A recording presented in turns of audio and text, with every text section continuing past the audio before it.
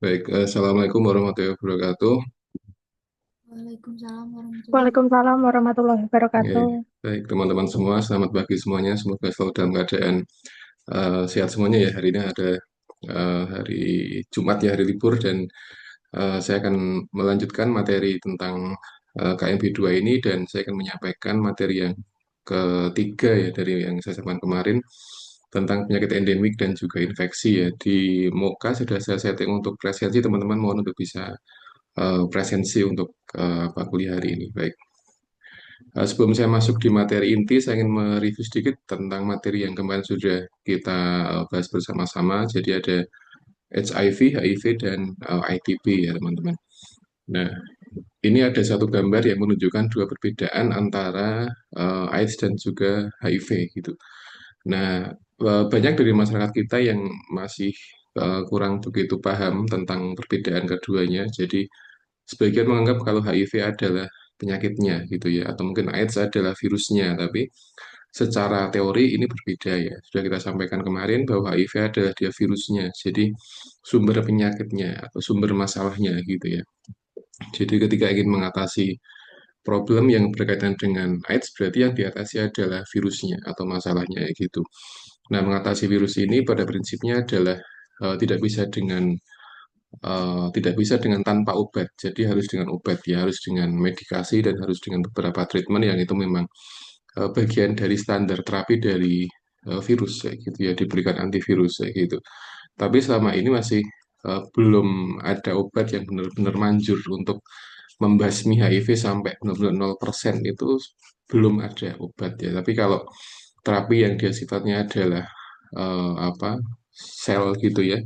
Jadi misalnya cangkok sel itu dia masih masih bisa menyembuhkan HIV. Jadi pasien HIV dia masih bisa benar-benar sembuh 0% tidak ada virusnya ketika dia dicangkok selnya kayak gitu. Jadi di sebagian negara di Jerman itu ada satu penelitian, satu uji coba, satu orang yang dia di apa dicangkok selnya gitu. Jadi sel tubuhnya dia diberikan semacam sel baru dengan apa sel intravena gitu ya. Nah, itu kemudian dia meregenerasi sel-sel dan akhirnya dia bisa ini, bisa menyembuhkan HIV kayak gitu. Jadi benar-benar hilang ya, virusnya. Jadi kalau dengan obat itu sejauh ini dia hanya mengurangi ini apa? Mengurangi jumlah virusnya. Tapi ketika diberikan cangkok sel itu secara penelitian dia benar-benar bisa sembuh gitu ya. Cuman efek samping yang dirasakan oleh pasien di Jerman itu sangat luar biasa. Jadi seperti dimasuki apa jenis virus tapi bukan virus ya. Sebenarnya gejalanya seperti dia sakit yang luar biasa. Jadi apa demam dan sebagainya dari karena dia seperti ini apa namanya seperti diinjeksikan sel baru. Jadi dia kayak lahir kembali seperti itu ya. Jadi sel-sel yang rusak dia di replace dengan sel yang baru tadi dan itu bisa memaksimalkan fungsi imun untuk membasmi semua virus yang ada di tubuh si pasien tadi. Sehingga ini menjadi terapi yang menjanjikan, cuman terapinya belum sampai di Indonesia. Sejauh ini masih di tempat kita masih terapi-terapi yang sifatnya antivirus gitu ya. Kemudian mengurangi prevalensi, menjaga kesehatan tubuh secara umum itu yang menjadi patokan di tempat kita kayak gitu ya.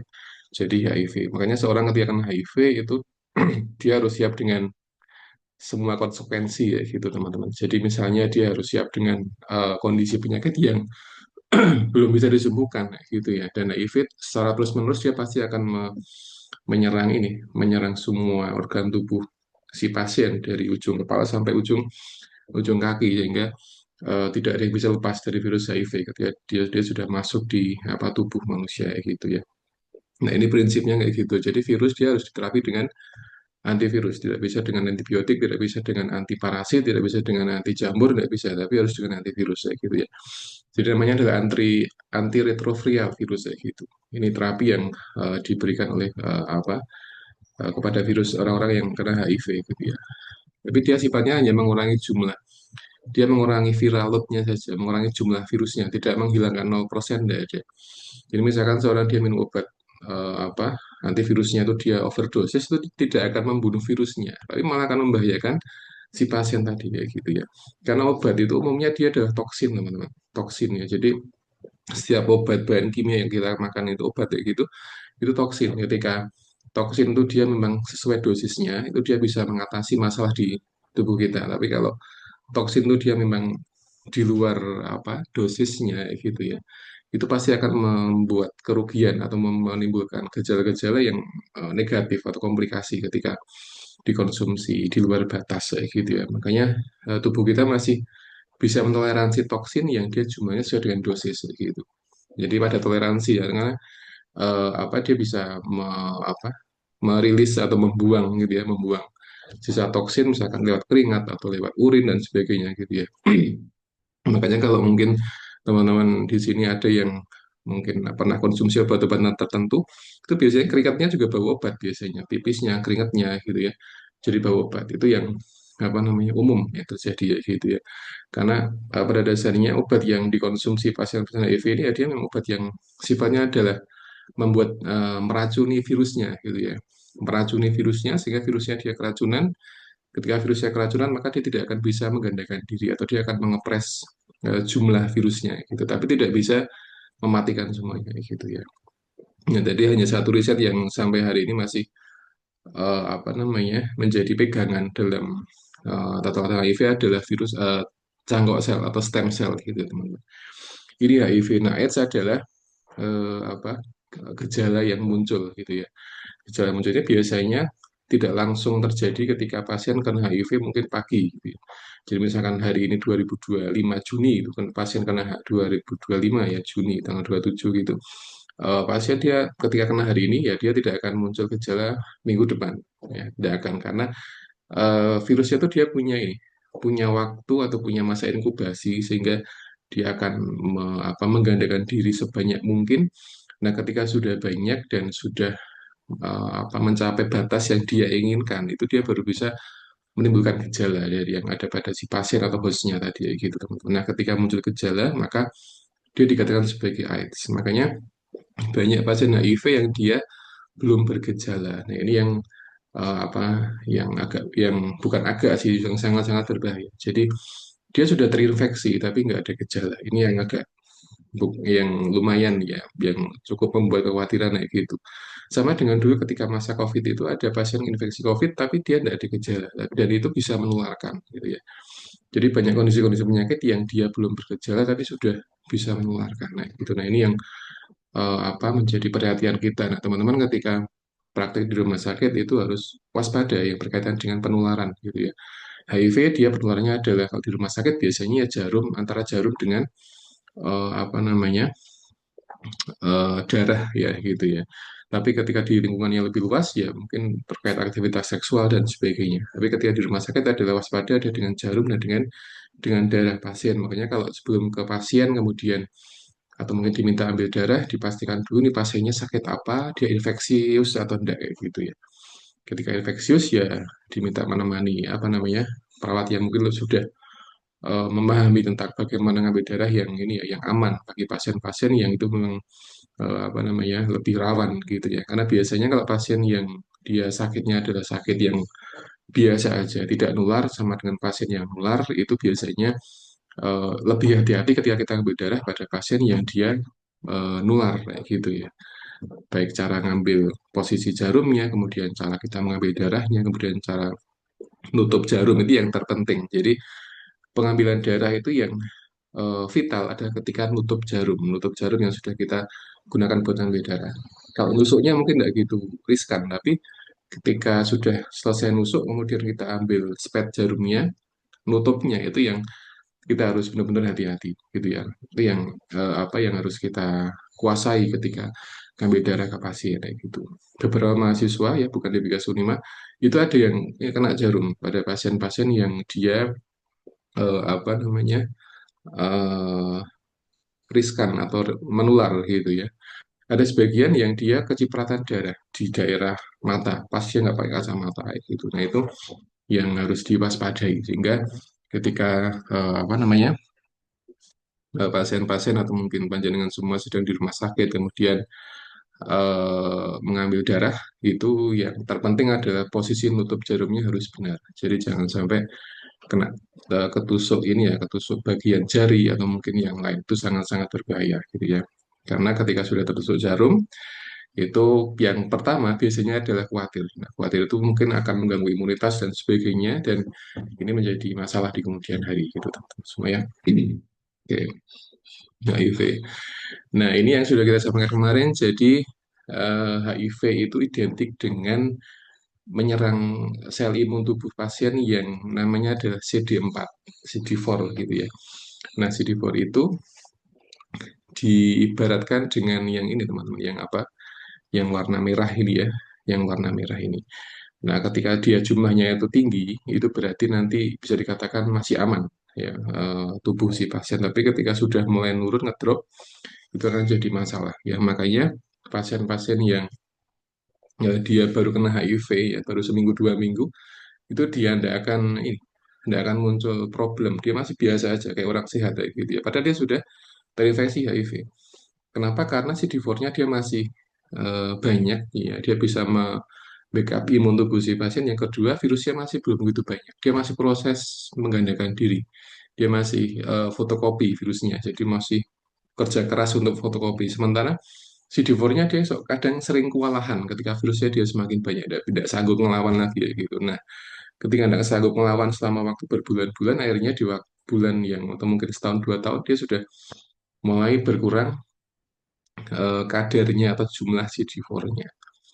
Nah, ketika CD4-nya itu dia berkurang jumlahnya, otomatis virusnya akan semakin meningkat. Nah, ketika virusnya meningkat, maka akan menimbulkan banyak gejala. Itu yang terjadi pada pasien HIV.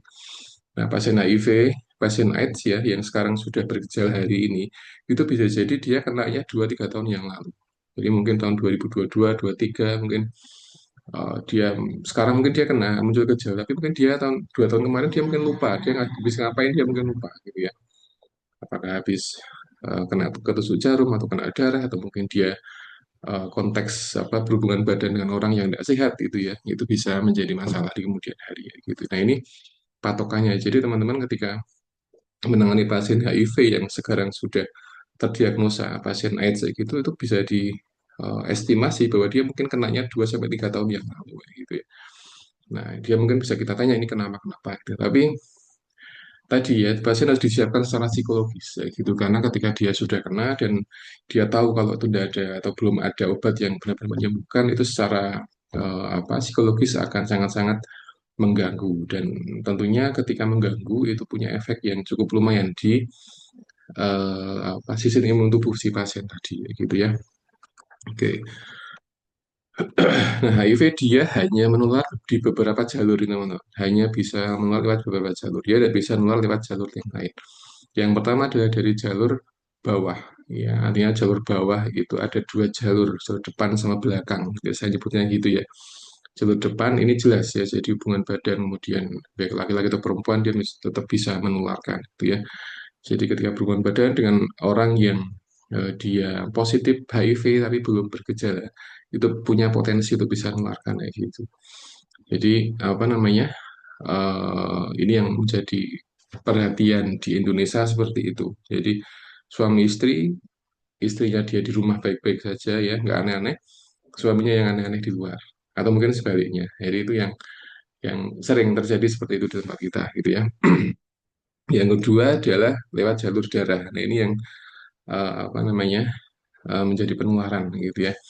Darah bisa melalui satu screening, misalkan di donor darah kita menjadi penerima darah tapi tidak di screening dengan maksimal sehingga kecolongan istilahnya. Jadi darah yang ada HIV-nya itu dia disalurkan, diberikan ke orang yang dia membutuhkan darah kayak gitu ya. Nah, ini yang trouble atau yang menjadi masalah, dan pernah kejadian seperti itu. Jadi transfusi darah itu darahnya belum di screening maksimal. Jadi ibaratnya virusnya dia masih kecolongan. Jadi ya sudah masuk ke orang yang ditransfusi tadi, kayak gitu ya. Nah, transfusi sekali dia masuk, ya sudah. Itu virusnya ketika masuk di darah pasti akan terus-menerus akan menggandakan diri, gitu ya. Nah, menggandakan diri tentunya ya akan tadi ya, apa akan menyerang imun dan sebagainya sehingga muncul gejala di beberapa 2-3 tahun selanjutnya ya. Kemudian yang berikutnya adalah air susu ibu ini juga bisa nularin ya virus HIV ya, gitu. Makanya ketika ibu hamil dia positif HIV itu biasanya dia diberikan obat antivirus semaksimal mungkin. Kenapa semaksimal mungkin? Karena untuk mengurangi resiko. Nah, mengurangi risiko ini dalam artian dia masih bisa nularin tapi minim ya gitu ya. Minim dibanding orang ibu hamil yang dia minum tidak minum antivirus itu akan lebih mudah nular ke janin karena janin dia bisa dapat nutrisi dari plasenta. Nah, plasenta itu dia bisa dimasukin oleh ini, oleh apa namanya, virus HIV ya gitu. Ketika ibunya dia kena dan dia pas hamil itu, ketika dia minum antivirus itu dia bisa meminimalkan penularan. Ya, tidak tidak menjamin tidak akan tertular, tapi minimal risikonya gitu. Minimal dalam artian janinnya masih mungkin bisa tertular ya.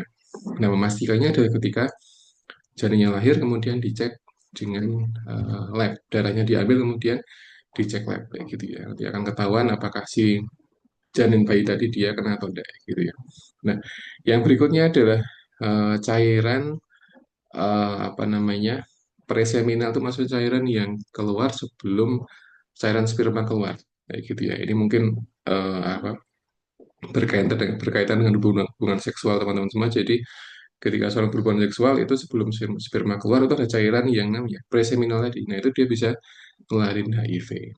Nah, jadi semua produk yang ada di jalur bawah, depan, belakang itu dia bisa nularin. Ya, kalau lewat rektum ada ketika seorang dia berhubungan badan lewat rektum, misalnya pasien-pasien yang gay itu dia sering lewat rektum hubungan badan, sehingga itu sangat-sangat rentan untuk menularkan virus HIV gitu ya. Karena rektum itu bukan jalur untuk berhubungan badan, ya gitu. Jalurnya dia sempit, sehingga ketika sempit dipaksakan maka dia bisa lecet. Nah, lecet tadi yang bisa membuat pintu baru buat virus buat ini apa masuk ke darah si laki-laki tadi seperti itu ya. Nah, itu ketika sudah kena ya sudah akan kronis dan biasanya ketika seorang dia terbiasa hubungan badan lewat rektal atau anus gitu ya, biasanya rusak ya teman, rusak. Jadi sphincternya itu bulutnya dia rusak. Nah, ketika rusak itu biasanya nanti tidak bisa nutup maksimal. Resikonya ketika dia fesesnya sudah banyak, biasanya dia bleber sedikit sampai di celana dalam kayak gitu. Itu resiko yang minimal itu. Yang kedua, dia bisa memicu ganasan di area rektum atau di area anus karena dia rusak. Rusaknya karena dia terlalu sering digesek dengan benda ya, sesuatu yang itu dia membuka jalur semakin lebar, buat inflamasi ya gitu ya. Nah, ketika semakin sering maka akan semakin tinggi resikonya. Ya, makanya harus hati-hati ya. Ini laki-laki yang suka sama laki-laki ini lebih rentan karena HIV. Nah, belum lama ini di berita ada beberapa orang di daerah mana ya teman, di Jawa Barat kalau tidak salah, ini ada semacam pesta, pesta laki-laki dengan laki-laki gitu ya, pesta dan tertangkap ada sekitar 70-an atau 30-an orang ya, gitu ya. Itu dengan apa namanya, dengan kedok family gathering. Nah, tapi ternyata bukan family gathering, tapi adalah ya pesta seperti itu ya teman-teman. Ya, jadi itu hal yang harus diwaspadai. Sekarang semakin banyak dan semakin berani terus terang ketika dia seorang gay atau mungkin lesbian dan sebagainya gitu ya. Beda dengan zaman dulu orang masih malu-malu, tapi zaman sekarang mereka sudah berani menyampaikan kalau dia seorang gay atau mungkin lesbian. Nah, ini harus dia waspadai semua gitu ya. Nah, HIV dia tidak nular melalui jalur ini. Jadi ada macam banyak sekali ya, ada air ludah, kemudian air mata nggak nular. Kenapa nggak nular? Karena virusnya itu dia tidak banyak jumlahnya. Nah, di antara syarat untuk bisa nularin adalah virusnya harus cukup jumlahnya ya, cukup. Jadi selain dia keluar, exit, bertahan, survive, kemudian masuk, dia harus cukup. Nah, di beberapa bagian ini dia tidak cukup jumlahnya, sedikit ya. Nah, ketika sedikit dia tidak bisa nularin. Jadi beberapa hal ini dia tidak bisa menularkan HIV, tapi dia bisa menularkan penyakit lain, misalnya pasien HIV dia kena TBC ya, dia bersin, tidak ditutupi. Yaitu yang luar adalah TBC-nya kayak gitu ya dan sebagainya. Jadi ini yang harus di apa namanya, diantisipasi karena pasien HIV atau AIDS biasanya dia sudah banyak penyakit yang menyertai TBC, kemudian mungkin COVID atau mungkin yang lain gitu ya. Itu dia sudah masuk di fase itu. Jadi ketika sudah 2-3 tahun terkena dan muncul gejala, nah gejalanya tadi biasanya berkaitan dengan penyakit-penyakit yang dia sifatnya adalah ini infeksius, nah TBC kemudian virus infeksi yang lain dia bisa menularkan ya. Bahkan ada sebagian HIV pasien yang sudah kena AIDS, kemudian dia kena hepatitis C atau B, TBC dan sebagainya itu wah sudah. Itu kalau memang pasien tidak bertahan, tidak diterapi dengan obat-obatan yang cukup dosisnya, maka dia nggak lama usianya kayak gitu ya. Makanya harus diwaspadai ya. Jadi ini tidak nular dan nular teman-teman. Tapi ketika pasien dia ada gejala gitu ya, gejala misalkan dia sudah kena TBC atau mungkin penyakit-penyakit menular lainnya, COVID misalnya, itu dia bisa nular melalui jalur yang misalnya dari bersin, droplet dan sebagainya. Itu yang harus diwaspadai ya. Nah, kemudian kita juga kemarin sudah belajar ITP, jadi idiopathic thrombocytopenic purpura ya. Jadi ini adalah kondisi penyakit yang dia apa terjadi ketika sel darah putih kita jumlahnya itu menurun. Jadi sudah kita sampaikan kemarin, jadi ini mirip dengan demam berdarah ya, sama-sama trombosit yang diincar kayak gitu. Nah, ketika trombositnya dia berkurang, maka eh, darah itu atau mungkin darah dia akan mudah untuk pecah teman-teman, mudah pecah. Nah, ketika pecah maka akan mudah bleeding gitu. Makanya ketika kita menangani pasien yang dengan demam berdarah itu yang dilihat trombositnya, trombositnya berapa sih gitu. Jadi tidak yang bukan yang dilihat adalah eritrositnya tapi trombositnya berapa jumlahnya, kemudian dia meningkat atau tidak gitu ya. Bagaimana makan minum si pasien tadi itu yang kita tanyakan biasanya kayak gitu ya. Ketika trombositnya meningkat biasanya pasien sudah mulai ada perbaikan klinis ya, tapi ketika menurun ya akan kelihatan klinisnya. Misalkan dia menstruasi kemudian panjang ya. Jadi misalkan biasanya seminggu atau 6 hari, jadi 3 minggu, 1 bulan. Itu menstruasi kan nggak wajar ya. Nah ketika nggak wajar berarti tanda tanya ini kira-kira masalahnya di mana gitu ya. Apakah hormonalnya nggak stabil atau mungkin memang problemnya di pembekuan darahnya, trombositnya dia masalah dia yang kita tanyakan ya. Nah, jadi ini penyakit yang kita ingatnya gampangnya adalah dia mirip dengan DB gitu saja. Jadi yang ditarget adalah trombositnya. Nah, jadi di DB juga sama trombositnya, ini juga sama trombositnya, cuman dia beda sebabnya saja. Kalau yang DB dia karena gigitan nyamuk gitu ya. Kalau yang ini dia karena bisa dari beberapa kondisi autoimun atau mungkin obat-obatan dan sebagainya itu dia bisa membuat kondisi ini ATP ya. Nah, ada infeksi, ada vaksinasi dan ya, keracunan insektisida gitu ya. Jadi misalkan teman-teman punya orang tua atau saudara yang sering ke sawah kemudian nyemprot itu ya, nyemprot tanaman itu harus pakai masker rapat kemudian cuci tangan sebelum makan ya.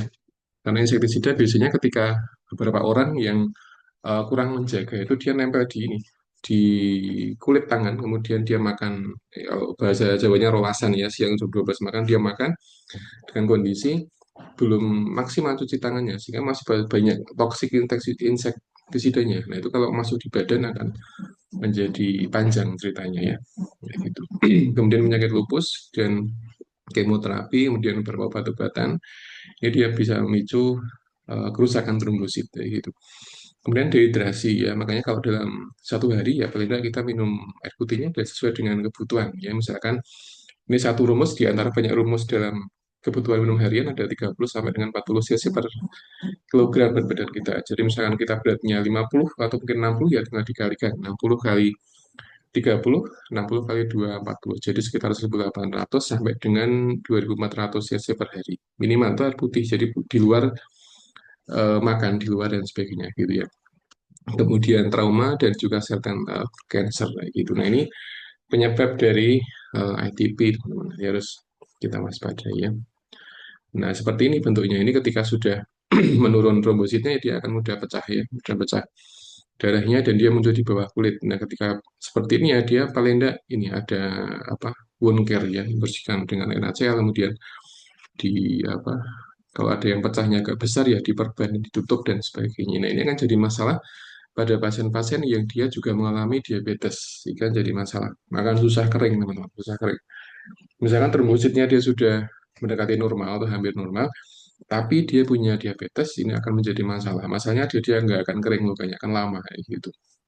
Akan lama dan ketika sudah lecet di kaki seperti ini, nanti dia bisa semakin luas ininya lukanya sehingga akan menyerang di integumen sudah habis, nanti di bagian bawah integumen, di tulang, kemudian tulangnya sudah habis dan nanti bisa diamputasi gitu ya, hanya karena kondisi ini dan dia juga diabetes. Nah, makanya kalau kita menangani pasien-pasien yang DB atau mungkin pasien dengan ITP ini ya kita perlu mempertimbangkan melihat gula darah pasien dia seberapa banyak atau dia skornya berapa sih gitu ya.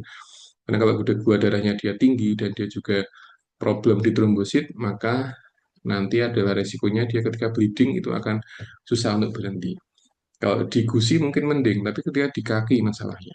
Di kaki dia kena benda tajam gitu. Kemudian pas trombositnya dia nurun, kemudian pas dia kena diabetes tipe 2, DM tipe 2, ya akan menjadi semakin kronis lukanya ya. Ya gitu. Nah, makanya harus di apa dicek gula darahnya ketika memang pasien dia mengalami ITP. Jadi sekali lagi ini adalah problemnya utamanya ada di trombositnya. Trombosit. Nah, ketika trombositnya dia berkurang, maka dia bisa mengurangi faktor pembekuan darah sehingga darah dia akan mudah ruptur kemudian menjadi seperti ini. Nah, ketika seperti ini nanti juga ngaruhnya di eritrosit, sel darah merahnya, dia bisa anemia ya gitu ya. Ketika kelamaan bleedingnya. Jadi ketika trombosit bermasalah itu dia bisa menyebabkan ke anemia ya. Kalau menstruasinya panjang, dia gusinya berdarah lama, atau mungkin dia kena diabetes itu bisa mengarah ke anemia. Kalau sudah anemia ya nanti gejalanya akan kemana-mana ya. Dari sesak nafas kemudian nanti dia juga bisa transfusi gitu ya dari anemia itu berawal dari trombosit. Makanya banyak pasien DB yang meninggal dunia karena trombositnya berkurang. Kemudian dia problemnya juga di sel darah merah kayak gitu ya. Jadi kemudian dia dehidrasi itu juga bisa memicu terjadinya kematian kayak gitu. Oke, nah sekarang saya akan menyampaikan tentang penyakit ini, apa endemik dan infeksi. Jadi di MOCA ada COVID dan juga apa namanya SARS kalau tidak salah ya.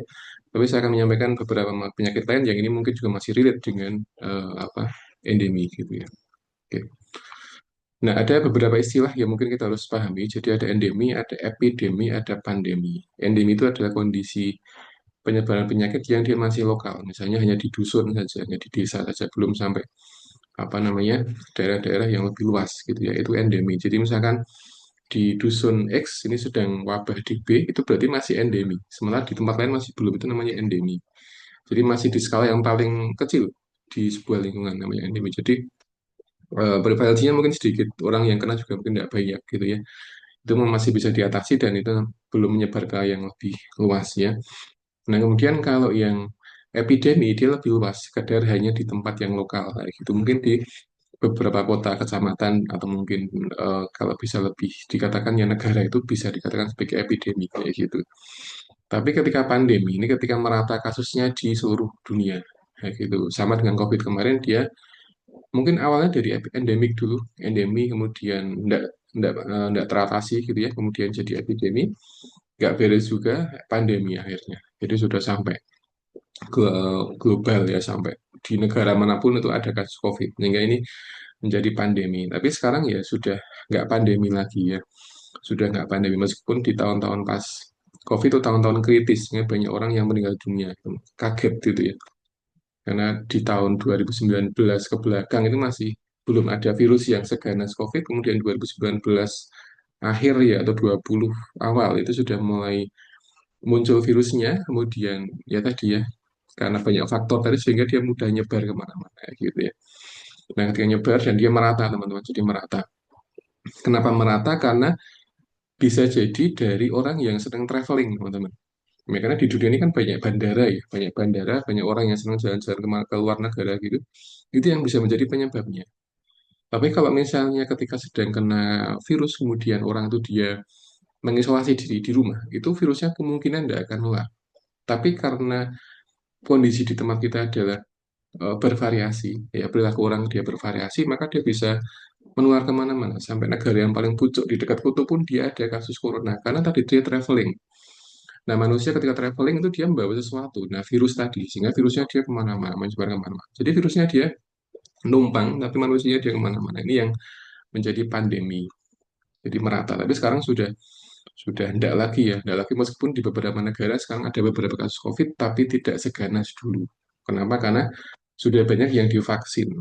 Ya, nah, ketika divaksin maka Virus ketika masuk di tubuh dia tidak sekuat dulu ketika sebelum divaksin, sehingga sudah sudah bukan pandemi lagi sekarang ya. Nah, pandemi itu sebabnya banyak teman-teman. Ada pengaruh suhu ya, pengaruh suhu. Kemudian ini misalkan ketika seorang batuk kemudian dia menjadi menular ya, TBC atau mungkin infeksi yang lain. Kemudian ada yang namanya infeksi ini bahan kimia ya, bahan kimia.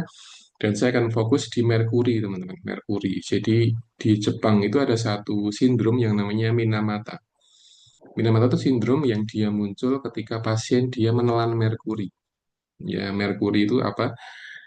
Satu bahan kimia yang dia bisa digunakan di daerah pabrik biasanya, dan itu bentuknya seperti ini teman-teman. Jadi silver kayak gini ya. Nanti ya, dia silver kayak gitu. Dan dia toksik bagi tubuh. Dan dia sering digunakan di beberapa produk seperti kecantikan, kemudian macam-macam ya, merkuri ya gitu ya. Nah, merkuri seperti ini. Jadi dia diolah di pabrik, kemudian ini di Jepang contohnya ya. Jadi dan dibuang di laut ya teman-teman. Jadi dibuang di laut dan dimakan ikan, dan ikannya itu dimakan oleh sebagian orang ya gitu ya. Nah, ini merkuri. Makanya ketika ada pabrik tuh idealnya dia harus ada pembuangan limbahnya harus benar kayak gitu. Sehingga kalau ada pabrik kemudian dia juga mengolah merkuri ya gitu, dan dia buangnya sembarangan di sungai atau mungkin di pantai atau mungkin di tempat-tempat yang itu memang digunakan oleh masyarakat untuk aktivitas gitu, itu bisa membuat toksik kayak gitu. Ya misalkan di sungai misalnya gitu, dan beberapa orang yang senang mancing teman-teman ya, senang mancing di sungai, dan mungkin di sungai itu dia memang ada bahan-bahan toksik yang memang berbahaya bagi tubuh, dan mancing dapat ikan, ikannya itu pas kebetulan makan toksik tadi, kemudian sampai rumah dimasak ikannya, ya yang makan kena ikutan kena toksik kayak gitu. Karena beberapa toksik dia tidak bisa hancur dengan pengolahan masakan, itu yang berbahaya ya, itu yang berbahaya. Makanya eh, merkuri ini selain juga menjadi bahan yang berbahaya, itu dia juga punya efek yang cukup lumayan di muskuloskeletal teman-teman ya. Nah, ini beberapa produk yang ada merkurinya. Ini beberapa riset di Erlangga di Surabaya membuat semacam data, jadi beberapa kosmetik yang dia mengandung merkuri. Nah, kosmetik yang punya merkuri ini biasanya dia punya efek untuk lebih bisa memutihkan ya, gitu, lebih cepat ya, lebih cepat putih itu wajahnya, tapi eh, putihnya bukan putih sehat, putih toksin ya, gitu. Karena dia menggunakan bahannya ada di antaranya ada merkurinya. Ya, gitu. Nah, ketika pakai merkuri itu akan merusak sel kulit yang paling luar, teman-teman, yang paling luar, sehingga sel kulit epidermis yang paling luar dia akan semakin tipis, dan biasanya orang yang terlalu banyak menggunakan kosmetik yang tidak ter apa namanya yang tidak legal kayak gitu ya. Ini biasanya nanti ada beberapa jadi merah, kemerahan wajahnya, dan semakin tipis, dan biasanya agak mengkilat merah seperti itu. Itu terlalu banyak merkurinya karena mengikis ini, mengikis epidermis. Itu yang tidak sehat. Makanya pemerintah juga sudah menggalakkan hidup sehat dimulai dari penggunaan kosmetik, teman-teman ya. Jadi kalau pakai kosmetik itu dicek dulu kandungannya ya, sudah ada BPOM, BPOM-nya atau belum gitu ya. Itu dipastikan harus benar-benar aman kayak gitu. Dan jangan tergiur dengan kosmetik yang murah dan punya efek yang bagus. Itu yang seringkali orang-orang di tempat kita itu sering tertipu dengan harga murah dan efek cepat. Jadi kita perlu curiga kayak gitu ya. Curiganya mungkin dia punya benda atau mungkin sesuatu yang itu mungkin berbahaya bagi integumen. Ya, jadi ini yang contoh yang ada di Erlangga di UNER yang sudah mereka merangkum beberapa data dan membuat ini ya kandungan kosmetik yang berbahaya yang ada merkurinya gitu. Nah, contoh juga teman-teman ini dari Surabaya juga. Jadi beberapa orang yang sering menggunakan merkuri memang jadi rusak wajahnya ya. Tadinya mungkin ya baik-baik aja gitu ya. Cuman pengen menarik secara instan kemudian pakai kosmetik, dan akhirnya malah jadi ini, jadi gosong seperti itu ya. Nah, ini yang sangat-sangat disayangkan nah, itu teman-teman ya. Nah, kalau sudah seperti ini harusnya eh, apa namanya ya harus berobat, ini harus benar-benar mengatasi sumbernya. Yang pertama menghentikan kosmetik itu yang wajib gitu ya, karena sudah muncul efek. Karena biasanya kalau pakai merkuri dia menjadi apa namanya, ketagihan. Ya, ketagihannya adalah karena dia cepat reaksinya ya, cepat ya gitu dan malah menjadi ketagihan. Nah, ketika dia berhenti tidak menggunakan kayak gitu dia akan muncul efek. Nah, ini yang akan membuat wajah menjadi apa namanya, rusak ya. Makanya kita merawat wajah ya dengan sesuatu yang aman itu yang lebih lebih apa namanya, lebih bisa menjaga ya daripada menggunakan produk kosmetik yang tentunya berbahaya itu yang malah akan merugikan ya. Pakai kosmetik boleh tidak masalah, cuman kita perlu melihat kandungannya dulu ya, kandungannya. Karena kosmetik dibikin juga memang ada beberapa punya banyak fungsi gitu ya, merawat dan sebagainya gitu ya. Tapi kalau ketika kandungannya dia ada yang masalah, nah ini yang tidak kita rekomendasikan nah, gitu. Jadi teman-teman di sini mungkin yang dominan adalah cewek, yaitu ketika pakai kosmetik dilihat dulu kandungannya ya, kira-kira bahaya atau enggak, ada merkurinya atau enggak. Karena kalau pakai merkuri itu nanti akan punya efek yang cukup lumayan. Itu ketika wajah itu ketika sudah rusak itu kembalikan ke sedia kala itu agak susah, susah kayak gitu ya. Operasi plastik kan bisa Pak, bisa tapi mahal. Apa ya mau operasi plastik gara-gara merkuri kan enggak ya. Makanya sebelum terjadi seperti ini ya teman-teman harus waspada ketika pakai kosmetik ya gitu. Nah, di Jepang ini ada namanya Minamata. Minamata itu adalah penyakit yang membuat apa jari itu menjadi ruwet, ruwet. Nah, ruwetnya adalah karena efek merkuri tadi. Nah, merkuri ketika dia ditelan ya dikonsumsi gitu ya ada terlalu racunnya itu dia bisa merusak sistem muskuloskeletal. Jadi kalau merkuri kena di integumen dia bisa merusak epidermis, tapi kalau dia ketelan itu dia bisa merusak sistem muskuloskeletal di antara efeknya. Nah, jadi ruwet jarinya, jadi nekuk-nekuk nggak karuan kayak gitu ya. Nah, ini yang jadi masalah. Tapi ketika nanti pasien dia berkurang atau toksinnya sudah hilang, itu tergantung dari kemampuan, tergantung dari ini, usia dan sebagainya. Kalau memang dia sudah lansia itu agak-agak susah untuk kembali ke normal seperti sedia kala ya. Tapi ketika masih muda mungkin masih ada harapan untuk bisa yang normal untuk aspek jari-jari yang ada di tangan si pasien tadi ya gitu ya. Namanya Minamata disease atau sindrom. Nah, ini yang ada di Jepang karena pasien dia keracunan merkuri ya. Merkuri ketika dia kelebihan nah gitu toksik ya dia akan punya efek yang cukup lumayan seperti ini teman-teman. Nah, ada yang seperti ini. Jadi di Jepang juga sempat apa banyak case yang berkaitan dengan keracunan merkuri ya. Cuman ini sifatnya adalah endemi atau lokal sehingga tidak sampai ke pandemi teman-teman ya. Jadi ketika ada penyakit dan dia jumlahnya itu tiba-tiba mendadak banyak gitu ya. DB misalkan di RT tertentu banyak itu mungkin bisa dikatakan dia menjadi yang paling apa namanya kondisi yang bawah ya gitu ya.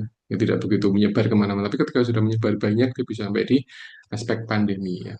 Tapi sejauh ini pandemi karena DB belum ada. Karena DB biasanya ketika sudah sampai di nasional atau mungkin dia baru level di apa namanya kampung, desa atau kota dia sudah teratasi sehingga aman tidak sampai menyebabkan pandemi. Tapi kemarin COVID-19 itu dia bikin pandemi karena ya tadi ya virusnya virus yang baru belum pernah ada sebelumnya dan para peneliti dia juga butuh waktu untuk apa namanya membuat treatment nah gitu kira-kira ini virusnya dia harus di apa atasi dengan metode yang seperti apa itu kan peneliti butuh waktu gitu ya.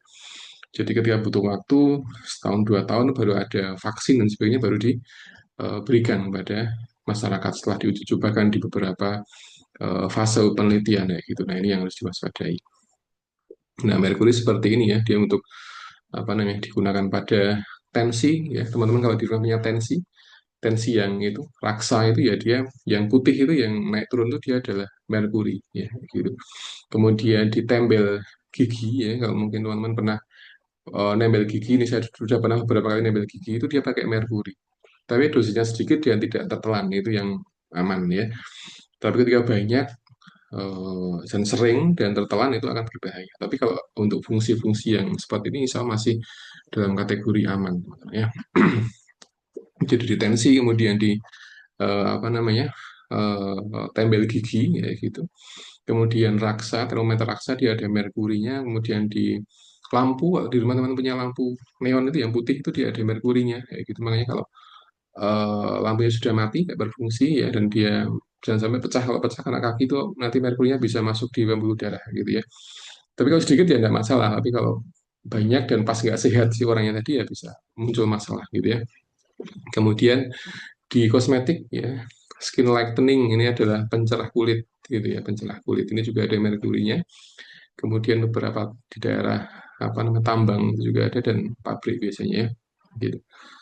Nah, seperti ini kurang lebih bentuknya. Jadi dia apa perak gitu ya, perak gitu dan apa ini mungkin masih belum berbahaya gitu, belum berbahaya karena apa jumlahnya sedikit ya, tapi ketika dia masuk di pencernaan atau mungkin dia terpapar lama akan muncul masalah ya di integumen pasien. Ini merkuri seperti ini kalau bentuknya. Kalau panjenengan di rumah punya tensi atau mungkin termometer gitu ya, itu ada apa namanya?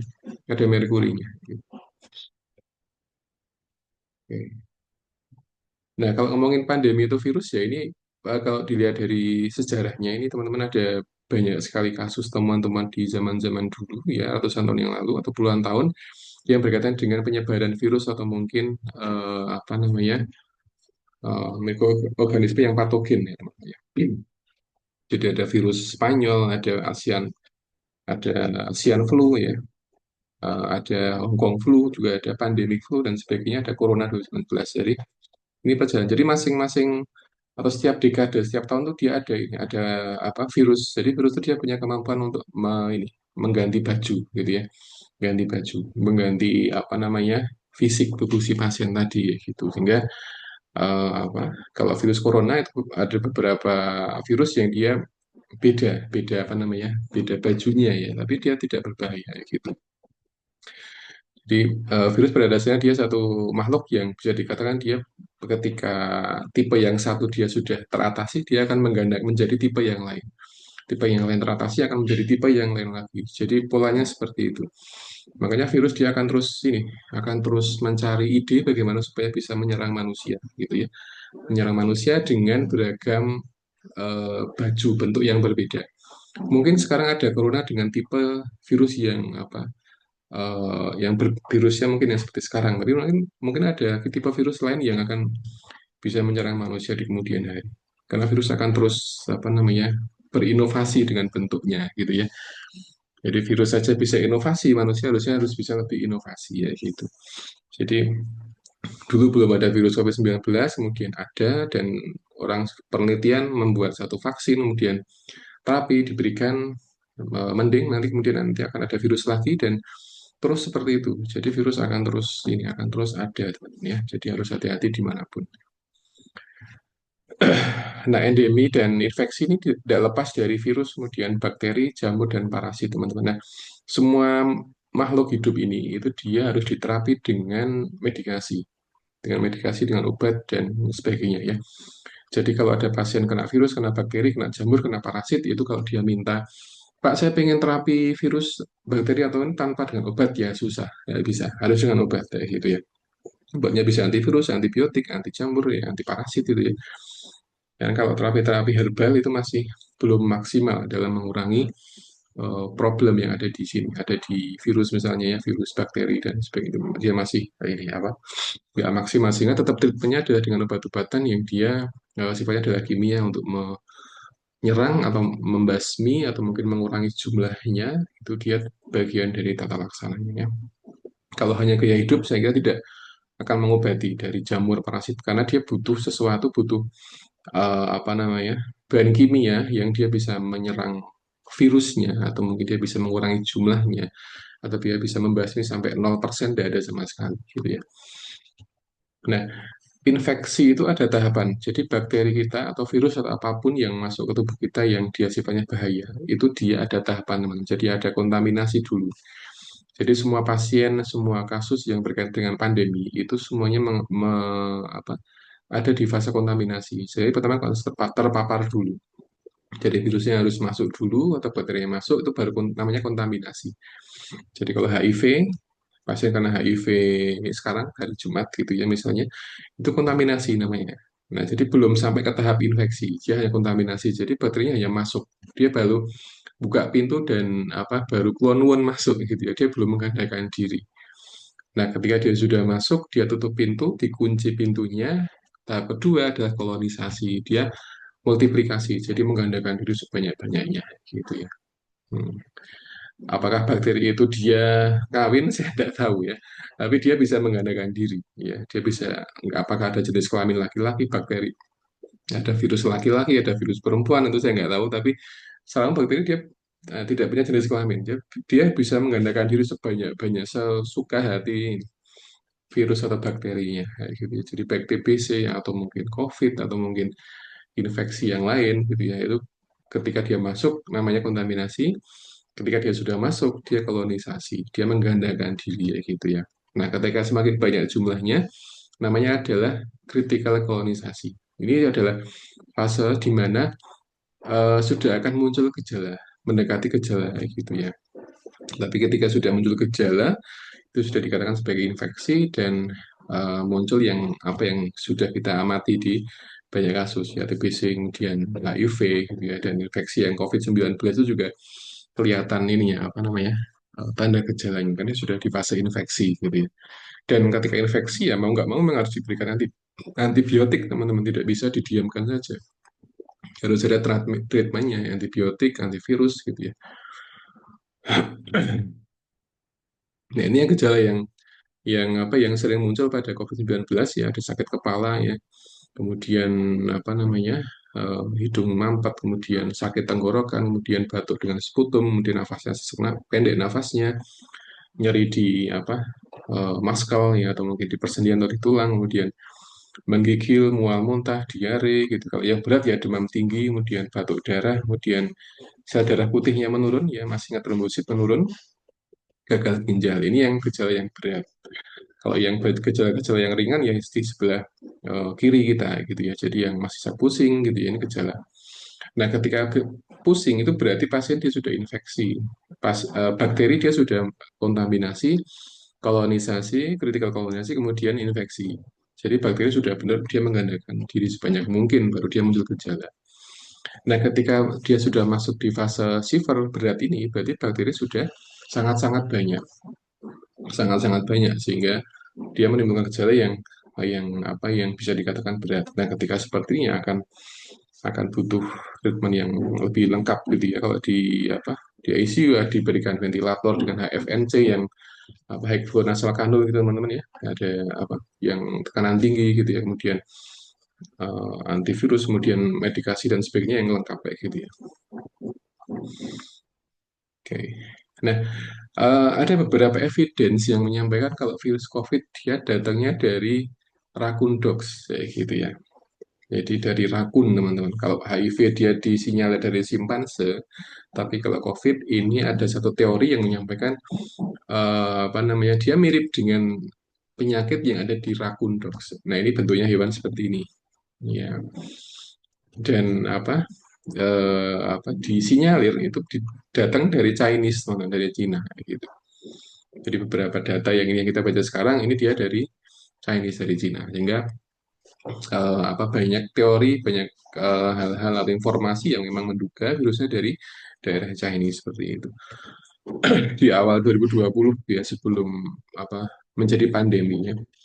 Ya, sekarang kalau tahun 2021, 22, 23 sudah tidak begitu. 21, 22 ini yang agak masa-masa kritis teman-teman ya.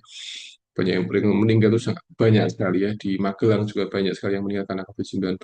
Bahkan rumah sakit apa hotel menjadi rumah sakit buat rawat inap pasien-pasien yang ini yang terkena COVID-19 ya. Dan kota benar-benar sepi gitu ya. Sepi nggak kayak sekarang gitu. Pasar, sebagian pasar nggak ngaruh teman-teman. Ada yang nggak ngaruh. Jadi pasar tuh ketika COVID-19 saya pernah ngalamin itu ya masih biasa aja, nggak ngaruh kayak gitu. Jadi tetap ramai, tetap biasa, nggak pakai masker lah itu ya. Tapi alhamdulillah mereka ya sehat-sehat saja gitu saya lihat. Jadi di masa-masa COVID itu saya perhatikan karena saya tinggal di dekat pasar dan apa namanya mengamati ketika corona itu ya mereka nggak ngaruh sama sekali, ya biasa aja, nggak takut nggak apa malah sehat-sehat gitu. Dan ada beberapa orang yang memang kena kemudian dibawa ke rumah sakit, dirawat di sana, kemudian sembuh ya. Ada yang sembuh, ada yang pulang dalam keadaan mungkin masih harus butuh treatment istirahat itu ya.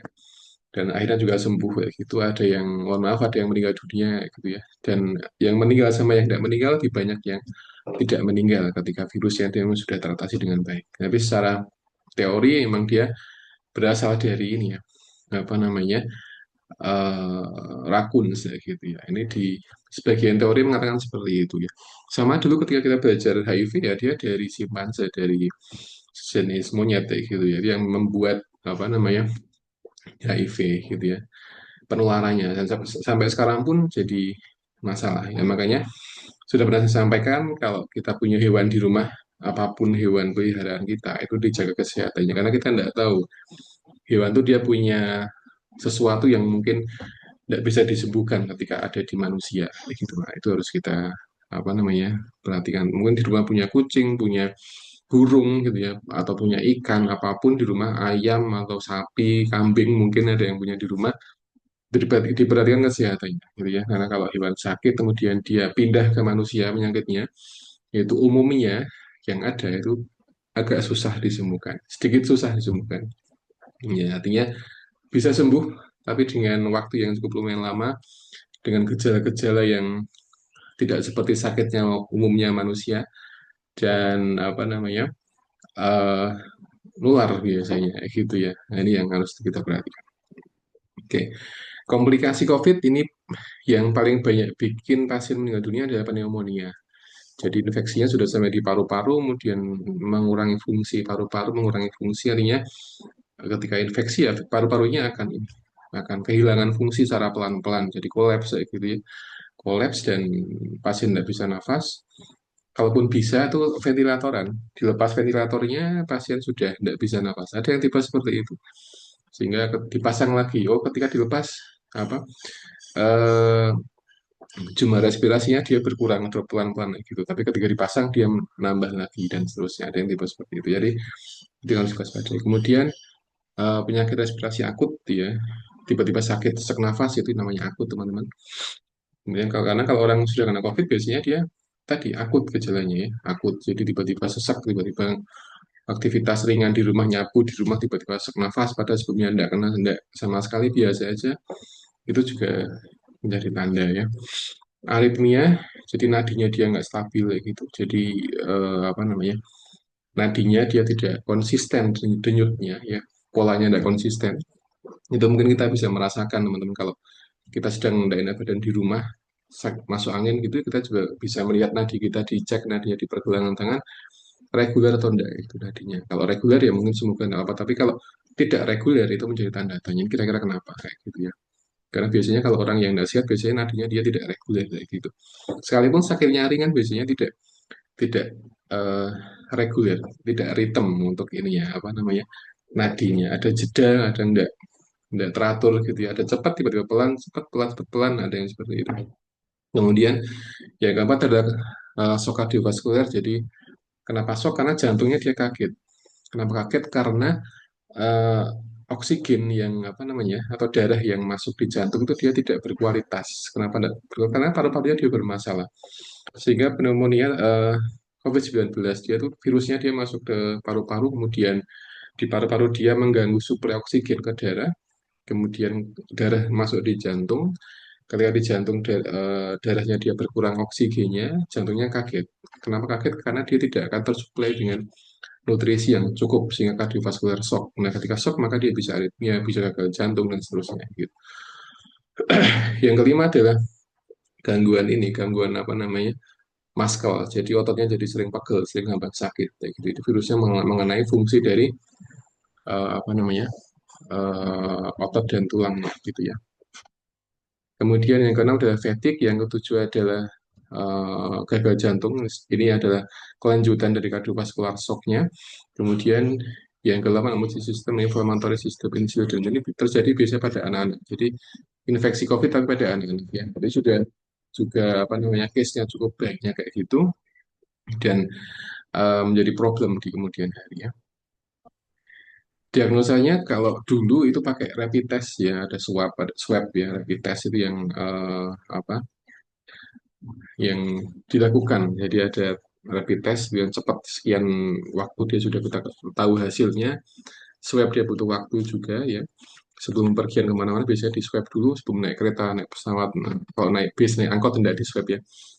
Itu juga apa namanya sempat rame dulu ya. Harganya yang cukup mahal, tapi sekarang sudah murah atau mungkin kadang gratis gitu ya, dan tes antibody gitu ya.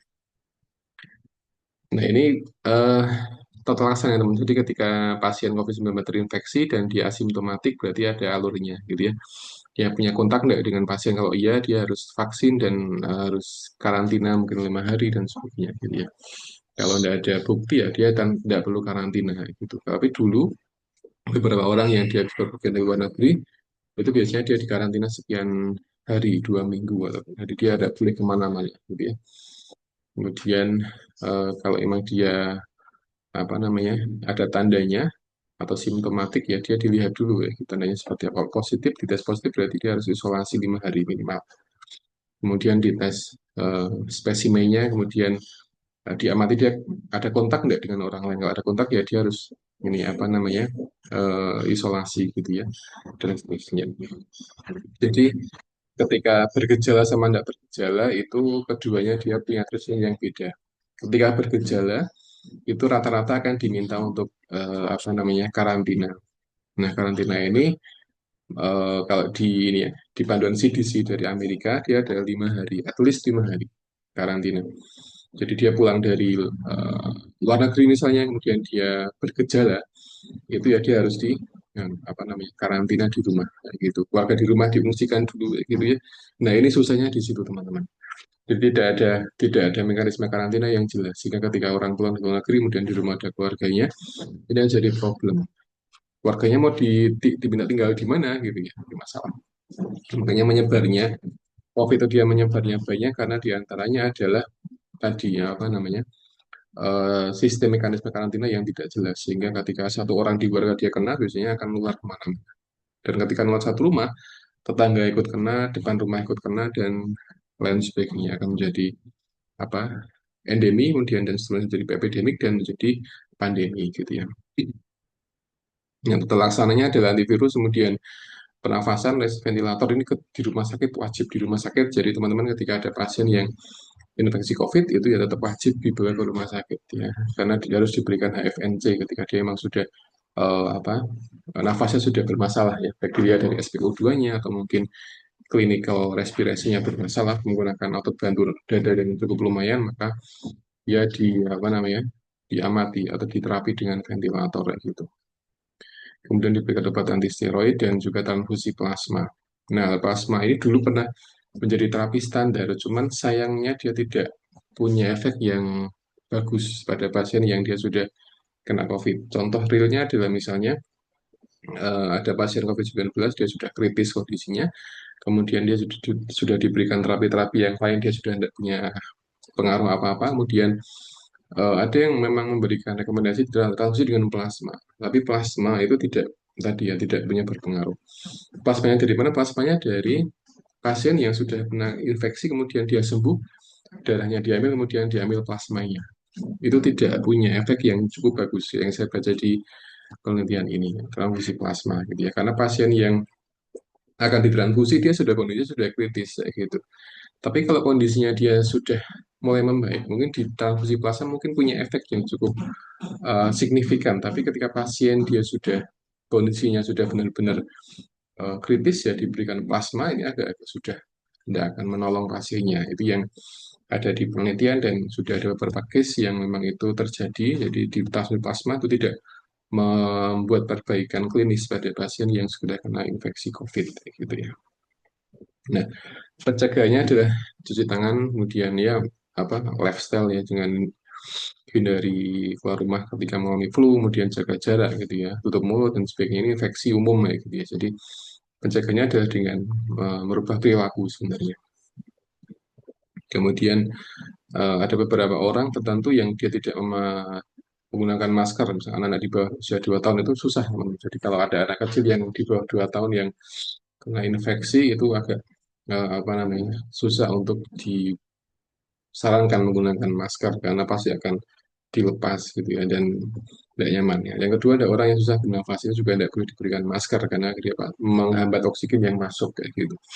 Yang ketiga orang yang tidak mampu melepas masker itu juga tidak disarankan teman-teman, karena tadi biasanya orang yang bermasalah di muskuloskeletalnya dan dia diberikan masker ya dia akan susah. Mungkin dia akan tidak nyaman ketika diberikan masker kayak gitu. Diagnosa keperawatan yang sering muncul pada pasien COVID ini yang paling banyak adalah hipertermi, ini penelitian tahun 2022 ya. Jadi hipertermi, kemudian gangguan apa bersihan jalan nafas, kemudian pertukaran gas, pengetahuan yang kurang, kemudian gangguan ventilator dan seterusnya. Ini yang paling apa banyak hipertermi. Yang paling sedikit adalah gangguan nutrisi dan gangguan perfusi serebral atau resiko perfusi serebral yang paling sedikit. Sehingga ketika yang paling banyak hipertermi berarti ketika kita menangani pasien-pasien yang COVID, ya fokus kita adalah pemenuhan suhu tubuh si pasien tadi dengan hidrasi cairan, dengan obat-obatan yang menurunkan suhu tubuh, kemudian apa klinis respirasi pasien gitu ya, yang di treatment itu. Yang paling banyak hipertermi, yang paling sedikit adalah gangguan nutrisi, ya sedikit karena memang COVID itu yang menjadi target virusnya adalah paru-paru, bukan pencernaan ya. Yang pencernaan mungkin ada efek tapi tidak seberat paru-paru ya gitu ya. Nah, ini ada beberapa mitos yang ada di tempat kita ya mungkin ini sudah dijawab oleh WHO teman-teman. Contoh saja mungkin virus dapat terjadi baik lingkungan panas atau lembab. Jadi sama saja. Jadi nggak ada perbedaan baik orang tinggal di tempat yang dingin atau panas itu virus tetap bisa menularkan. Nah, itu ya baik. Jadi tidak berpengaruh dengan suhu virusnya. Jadi dia cukup kuat virusnya, cukup bisa survive dengan kondisi apapun gitu ya. Kemudian suhu dingin atau suhu yang ada di salju tidak bisa membunuh virus corona. Nah, ini juga sama saja, tidak ada bukti ilmiah. Jadi ini sudah dijawab oleh WHO gitu ya. Kemudian virus corona tidak akan terjadi melalui gigitan nyamuk. Jadi tidak ada penelitian yang mendukung. Jadi nyamuk tidak bisa mengeluarkan virus corona atau mungkin HIV gitu ya, tidak bisa membuat apa namanya penularan kayak gitu. Kemudian pengering tangan tidak efektif membunuh virus corona, betul. Jadi menggunakan pengering tangan tidak dapat membunuh, namun cuci tangan. Jadi kuncinya di cuci tangan. Jadi yang harus di apa dipatuhi. Jadi cuci tangan selesai, kemudian kering, kemudian baru didobeli alkohol itu juga sangat-sangat efektif gitu ya daripada dikeringkan saja gitu ya teman-teman ya. Alkohol klorin ini juga apa namanya tidak bisa gitu ya. Kemudian pneumonia tidak akan mengatasi virus corona, tapi vaksinnya itu tidak akan membunuh dari virusnya. Jadi dia hanya bisa mengatasi gejala pneumonia, tapi tidak bisa membunuh virusnya, gitu ya. Kemudian makan bawang putih tidak dapat memproteksi dari virus corona. Ini juga apa namanya nggak bisa karena bakteri dia punya efek antibiotik. Itu pun kalau seorang sakit apa namanya infeksi bakteri kemudian ngadu bawang putih itu juga tidak akan membunuh bakterinya, ya karena tadi ya apa namanya harus ada risetnya dulu kayak gitu dan dia tidak bisa diterapi dengan secara tanpa dosis sehingga beberapa obat-obatan yang itu sudah dinamai antibiotik itu emang fungsinya untuk itu kayak gitu ya untuk mengatasi apa namanya bakterinya tadi ya gitu. Jadi ketika seorang sakit apapun flu makan nggak ada bawang putih itu mungkin tidak akan punya efek yang signifikan. Tapi biasanya ketika dia minum antibiotik itu baru punya efek karena bawang putih belum menjadi terapi standar untuk mengatasi bakteri ya. Tapi kalau virus ya memang dia harus diberikan antivirus ya gitu dan seterusnya gitu. Kemudian antibiotik tidak akan mengatasi antivirus jelas ya. Antibiotik untuk bakteri, virus untuk virus. Jadi tidak mungkin karena beberapa masalah kita masih salah paham dengan antibiotik untuk bisa untuk mengatasi virus. Padahal secara teori ya tidak bisa. Antibiotik, antibakteri, antivirus ya antivirus beda jenis obatnya, beda isinya juga gitu sehingga beda efek yang mungkin akan muncul gitu ya. Nah, kemudian yang juga tidak kalah penting adalah virus corona dia juga bisa jalan-jalan di plasenta dan juga menginfeksi janin teman-teman ya. Jadi ini juga penelitian tahun 2023. Jadi ketika seorang dia kena COVID-19 maka dan posisinya adalah hamil, maka bisa rentan terkena di bagian uh, si janin tadi. Dia bisa terkena infeksi virus corona gitu. Nah, makanya ketika hamil ya memang harus apa menjaga kesehatan dengan respirasi yang dijaga, kemudian beberapa obat anti virus dan vaksin yang harus diberikan pada ibu hamil dan dia juga aman untuk ibu hamil gitu ya. Dan ini menjadi prevensinya, tapi ketika sudah terlambat ya dia bisa masuk dan bisa menular melalui peredaran darah yang ada di plasenta dan menginfeksi di janin tadi ya gitu. Nah, ketika janin dia bermasalah, maka akan bermasalah di semuanya, termasuk pertumbuhan, perkembangan ketika kena infeksi gitu ya. Nah, ini contoh teman-teman. Nah, pasien-pasien yang dia sudah sembuh dari virus corona, itu eh, virusnya itu akan masih ada di tubuh si pasien. Ya, masih ada di tubuh pasien, nah, gitu. Cuman dia tidak aktif posisinya, tidak aktif dan tidak banyak jumlahnya, kayak gitu. Dan di beberapa riset itu dia menyampaikan ada yang disebut sebagai brain fog. Jadi brain fog itu ada kondisi otak di mana dia tidak berfungsi sebagaimana mestinya. Jadi seorang yang kena COVID dan dalam kondisi yang cukup berat, itu nanti otaknya akan berkurang fungsinya. Jadi kognitifnya akan berkurang. Ya, kemampuan memahami sesuatu menjadi berkurang. Jadi semua fungsi otak dia akan berkurang. Kurang peka dengan lingkungan dan sebagainya seperti itu. Jadi ketika diajak bicara pelan-pelan, dia tidak akan susah memahami. Itu di antara tanda ketika seorang mengalami brain fog. Jadi kemampuan mendengarkan, kemampuan memahami pada hal yang ringan itu menjadi susah ketika seorang sudah pernah COVID-19. Dan ketika kena, dia kondisi yang cukup berat, kayak gitu ya. Di beberapa riset, dia menyampaikan ada yang namanya brain fog. Oke, sekarang siap akan pindah di ini teman-teman, filariasis ya. Ini juga pernah menjadi masalah di apa secara umum di dunia gitu. Ini infeksi apa namanya? Cacing tapi dia melalui jalur nyamuk ya. Jalur nyamuk filariasis kalau di bahasa kita kaki gajah. Jadi pasien-pasien yang terkena filariasis maka dia bisa kakinya bisa besar seperti gajah ya. Diawali dari ini gigitan nyamuk itu dan dia namanya dia ada larvanya dan dia seperti cacing gitu dan sangat-sangat kecil dan ketika masuk di tubuh itu akan sama menggandakan diri dan menjadi besar dan akan merubah apa ya ukuran dari kaki ya gitu pasiennya gitu ya. Nah, ini bentuknya seperti ini itu pernah menjadi masalah di beberapa negara. Di Indonesia tidak banyak kasusnya, tapi di beberapa negara dia menjadi masalah gitu. Dan dia di bawah kulit posisinya. Jadi ketika sudah digigit ya dari nyamuk dan nyamuknya dia ada apa namanya? Ada ininya, ada filariasisnya, itu dia akan ada di bawah kulit dan dia bisa besar dan menggandakan diri dan bisa membuat perubahan bentuk pada pasien kayak gitu. Nah, ini riset tahun 2000 berapa ini ya? Eh, jadi ini beberapa kasus yang ada di apa namanya di Indonesia tidak banyak. Jadi ini jenisnya adalah ada yang Malaya, ada yang Bancrofti dan ada Timori dan juga Bancrofti ini di beberapa negara ya. Nah, Sumatera, kemudian Kalimantan, Sulawesi ini dia beda jenisnya untuk tipe ini yang tipe parasitnya atau filariasisnya. Nah ini contohnya teman seperti ini. Ini orang yang kena filariasis sebagai bentuknya. Jadi besar kakinya, kaki gajah. Makanya kaki gajah ini ya menjadi istilah awam ketika orang terkena filariasis. Ya, jadi besar kayak kakinya dan ini ketika apa kondisinya pasien tidak disertai dengan penyakit lain. Tapi kalau dia ada penyakit jantung, ada diabetes, ya akan menjadi semakin beda cerita akan panjang ya, kayak gitu ya. Ini contohnya. Ini di beberapa negara yang apa namanya di negara-negara Afrika itu banyak yang terkena gitu ya. Hmm. Nah, vektornya adalah tadi nyamuk ya. Anopheles, Racula, mosquito, dan juga Aedes polynesiensis. Jadi ini adalah gigitan. Jadi makanya nyamuk ketika di rumah, malam atau siang itu lebih baik dibasmi, teman-teman, dibasmi.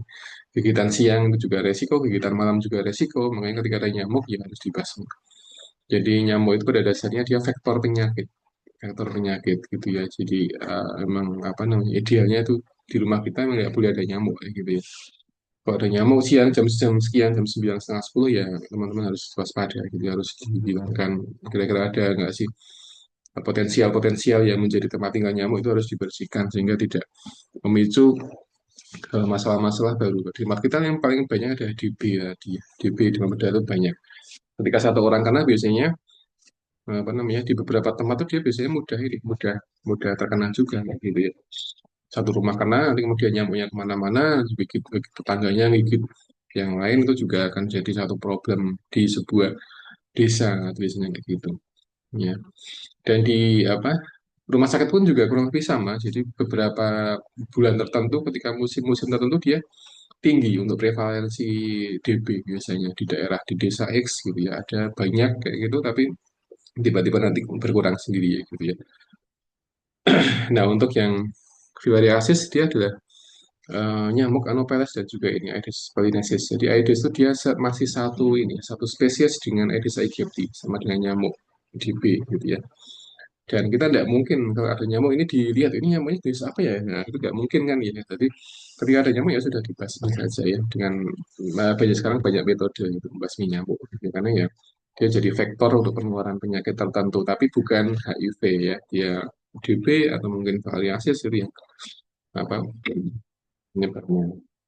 Nah, seperti ini ya, ini bentuk nyamuknya. eh Cuman tadi kita tidak mungkin untuk melihat anatomi nyamuk ketika nyamuk itu dia terbang di telinga kita. Tidak mungkin mana bentuknya kayak gimana, nggak mungkin ya. Sehingga ketika ada nyamuk ya sudah kita basmi aja seperti itu. Itu lebih aman ya. Gigit siang, gigit malam itu juga harus apa dibasmi ya. Karena tidak nyaman teman-teman ya. Dan kadang kita kadang khawatir kalau ada nyamuk itu ini nyamuk apa ya, DB atau apa gitu ya. Kita kadang khawatir ya. Jadi harus benar-benar dijaga rumah kita dari nyamuk dan apa namanya dihindari gitu ya. Nah, ada yang seperti ini teman-teman ya, ini di India ya, gini. Nah, ketika orang dia kakinya gajah dan kaki gajah besar kayak gini, dia tidak menjaga kebersihan, ya akan, mohon maaf, agak busuk kakinya, ya, agak busuk dan seperti ini. Jadi harus jadi keras ya, lapisan integumen pasien jadi keras seperti itu dan apa namanya menjadi kronis dan susah seperti ini sudah harus terapinya harus rutin gitu ya dibersihkan bone care medikasi belum lagi ada pesnya ada nanahnya kalau pasien dia ada diabetes juga akan ngecek gula darah harus wound care rutin setiap hari setiap minggu gitu ya. Nah ini apa penting untuk menjaga kebersihan diri kebersihan di rumah dimanapun itu kita harus menjaga kebersihan diri dengan maksimal ya sebabnya kita nyamuk tadi ya. Nyamuk gigit, dia ada filariasisnya, maka ya sudah dia akan menimbulkan banyak trouble di kemudian hari. Nah, ada yang seperti ini, teman. Ada yang kayak gini ya. Ini yang apa namanya kayak Popeye. Mungkin kalau tahu film Popeye itu ya seperti ini ya kan. Karena Popeye dia tangannya besar ya, bukan kakinya besar. Tapi dia kakinya besar. Ya, kurang lebih seperti itu. Ini kita nyamuk. Nah, ini yang ekstrim. Yang ekstrim seperti ini, skrotumnya besar kayak gitu. Melebihi ukuran dari kakinya sendiri. Nah, ini yang agak-agak berbahaya itu teman-teman ya. Jadi apa kalau seperti ini juga nanti gimana Pak pasien berkemihnya? Ya apa namanya bisa berkemih tapi ya agak susah ya. Artinya tidak seperti orang yang normal pada umumnya seperti itu ya. Dan mengatasinya gimana? Apakah harus dipotong? Ya tidak dipotong, tapi dengan medikasi. Dia akan kempes, pelan-pelan kempes, tapi ya butuh waktu yang cukup lumayan panjang kayak gitu untuk mengurangi ukuran apa skrotum dan testis yang sebesar itu. Ya, ini yang sebelah kanan saya kakinya besar juga. Apa ya dia harus dengan medikasi makanya ketika ada kasus variasi satu orang saja yang muncul itu harus benar diatasi dengan masif ya entah dengan apa fogging atau apapun sehingga tidak ada nyamuk yang berkeliaran di sekitar itu karena ketika muncul satu orang nanti biasanya akan kalau tidak diatasi segera itu bisa ini apa bisa muncul orang yang kedua, ketiga, keempat, kelima sampai macam-macam. Dan nanti apa tergantung dari virus apa nyamuknya gitu di mana dia nyebarnya sampai kemana nyebar ke skotupnya jadi besar seperti ini ke kaki juga jadi besar seperti ini ya ini kan kalau sudah bengkak seperti ini yang berat adalah jantungnya akan berat kerjanya jantungnya berat ginjalnya berat nanti ya komplikasinya ke jantung dan ke ginjal seperti itu nah ini yang lebih ekstrim lagi sih namanya besar kayak gini nah ini yang apa namanya yang juga berbahaya ya. Nah, ada yang seperti ini tahun 2013 ya di daerah India itu seperti ini. Nah, ini harus diterapi ya. Kalau terapinya operasi tidak mungkin operasi, tapi harus dengan obat-obatan, obat-obatannya. Obat-obatan diobati, kemudian diamati, diobservasi, kemudian dirawat apa namanya integumennya ya tidak ada infeksi ya gitu ya. Karena kalau dipotong ya Gimana ya kasihan pasiennya ya teman-teman ya. Nah, ini beberapa obat ya. Obat untuk filariasis ya semuanya adalah medikasi semua. Semuanya medikasi, full medikasi. Ketika dimedikasi nanti cacingnya juga akan berkurang jumlahnya ya. Kemudian akan mengurangi gejala yang muncul pada si pasien. Kakinya besar jadi kempes dan seterusnya. Jadi obat-obatan ada kombinasinya. Ini sudah berhasil ya, sudah ada trialnya, sudah dipublikasikan di jurnal juga, hingga ini menjadi terapi standar kayak gitu ya. Nah, peran perawat ya, wound care, kemudian mengedukasi pasien berkaitan dengan obatnya, kemudian mengedukasi untuk membasmi atau fogging gitu ya, kebersihan lingkungan itu penting kayak gitu. Dan biasanya kalau ada satu orang yang kena DB, kena penyakit-penyakit yang tentang nyamuk, itu langsung fogging biasanya. Permintaan ke mana? Dinas, kemudian ada fogging, nanti di fogging dan akan mengurangi resiko biasanya kayak gitu ya. Tapi tetap dikembalikan ke masyarakat ya. Jadi harus menjaga gaya hidup. Nah, kalau sudah di fogging tapi ya tetap tidak menjaga kebersihan di rumah ya akan eman-eman fogging ya. Makanya ketika sudah fogging ya harus tiap rumah harus berkewajiban menjaga kebersihan supaya tidak ada nyamuk atau meminimalkan tempat tinggal nyamuk. Gitu. Demam berdarah atau dengue fever ya teman-teman ya. Ini juga masalah ini yang juga yang menjadi target adalah trombositnya. Jadi sama dengan ATP tadi, ketika dia masuk dan mengenai masuk penyakitnya gitu ya dia akan mentargetkan ke trombosit kayak gitu. Nah, simptomnya ada ini, ada sakit kepala, kemudian nyeri baik di belakang mata, kemudian mual muntah, kemudian muscle pain gitu ya, nyeri di bagian otot gitu ya. Nah, ada yang cikungunya, ada yang demam berdarah biasa, jadi hampir hampir sama. Cuman bedanya kalau cikungunya biasanya sebagian pasien dia tidak bisa jalan normal atau mungkin ketika jalan dia sakit di bagian persendiannya. Ada sebagian yang dia benar-benar bed rest total karena cikungunya. Ya tergantung seberapa banyak gigitannya, seberapa banyak imun tubuh pasien dia bisa melawan atau enggak gitu ya. Karena ada banyak pasien yang kena cikungunya tapi dia masih bisa aktivitas biasa, cuman pegel gitu aja. Ada yang dia benar-benar total bed rest sampai benar sembuh baru bisa dia jalan. Ada yang tipe seperti itu. Jadi ya banyak faktor yang bisa membuat pasien dia bisa bergerak atau enggak itu setelah kena cikungunya adalah tadi imunitasnya, kemudian seberapa banyak toksin nyamuk yang dia masuk gitu ya, dan pengobatan setiap hari itu kan banyak faktor sehingga kadang beda orang itu beda kondisi klinisnya ya, tapi itu secara umum sebabnya adalah sama-sama gigit nyamuk. Nah, ini ada beberapa eh, apa namanya tahapan ya. Kalau demam 2 sampai 7 hari, kemudian demam tinggi, kemudian setelah itu biasanya plasmanya dia pecah atau berkurang ya, kemudian bisa membuat perdarahan di gusi, di gigi, kemudian macam-macam ya. Kalau orang kena DB, kemudian menstruasi biasanya agak panjang menstruasinya ketika endemi DB biasanya gitu. Tapi ketika di rumah sakit kemudian diterapi obat-obatan gitu ya, kemudian dia bisa meningkat. Dan beberapa orang dia konsumsi jus jambu itu pun juga sebenarnya kalau kita lihat dari risetnya itu tidak meningkatkan trombosit, tapi meningkatkan cairan, kemudian cairan meningkat, banyak vitaminnya, kemudian imun pasien meningkat. Ketika imun meningkat maka imun akan memproduksi trombosit sebanyak-banyaknya. Itu jus jambu. Jus jambu tidak langsung meningkatkan trombosit, tapi dia bisa meningkatkan imun dan rehidrasi cairan ya, karena eh, apa pasien dia justru melihat sesuatu yang menyehatkan, sehingga itu secara psikologis juga akan meningkatkan psikologis pasien ya. Secara fisik dia tidak membuat trombosit meningkat secara langsung, tapi dia berfungsi rehidrasi dan juga meningkatkan imun tubuh karena vitamin C-nya tinggi. Makanya jamu dia diberikan pada pasien-pasien yang dia trombositnya menurun. Kalau pasien dengan ITP boleh boleh diberikan jus jambu ya, karena dia tinggi tinggi vitamin C, sehingga ketika diberikan itu akan meningkatkan imun tubuh pasien gitu ya.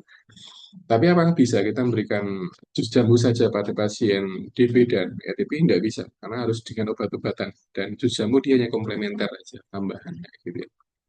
Tambahan.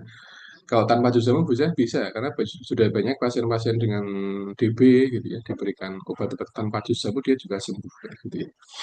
Nanti setelah mulai sembuh itu biasanya nafsu makannya akan meningkat dan mulai banyak makan buah, sayur dan sebagainya, dia bisa meningkatkan imun dan bisa sembuh gitu ya. Kemudian ini pencegahannya apa?